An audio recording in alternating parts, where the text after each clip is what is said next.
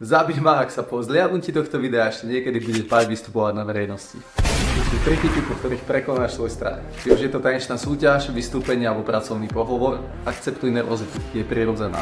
Bojovať proti nervozite je ako plávať proti prúdu. Skôr než sa pohovor skončí, zistíš, že si vyčerpaný a že si nič nedosiahol. Správ to naopak, využij vo svoj prospech tak, aby ti dal drive. Mnohí úspešní rečníci, tanečníci, športovci cítia pred svojím vystúpením nervozitu. Can I go one time? Nauč sa používať túto energiu vo svoj prospech, premení ju na vášeň a entuziasmus vo svojom vystúpení.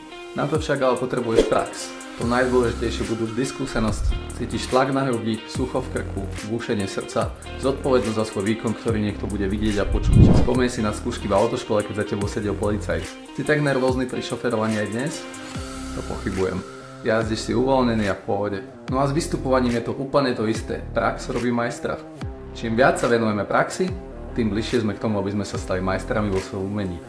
Vystavuj sa tomu tlaku kľudne aj každý deň a za pár dní v tom budeš ako doma. Nájdi si krúžok vo svojom okolí, ktorý sa venuje herectvu, spievaniu, tancu alebo rečníctvu a nič nenechaj na náhode.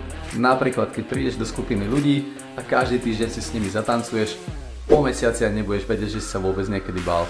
A ak sa chceš zlepšovať každý deň, nezabudni dať follow a do komentárov mi môžeš napísať, kedy naposledy si bol nervózny pred nejakým vystúpením.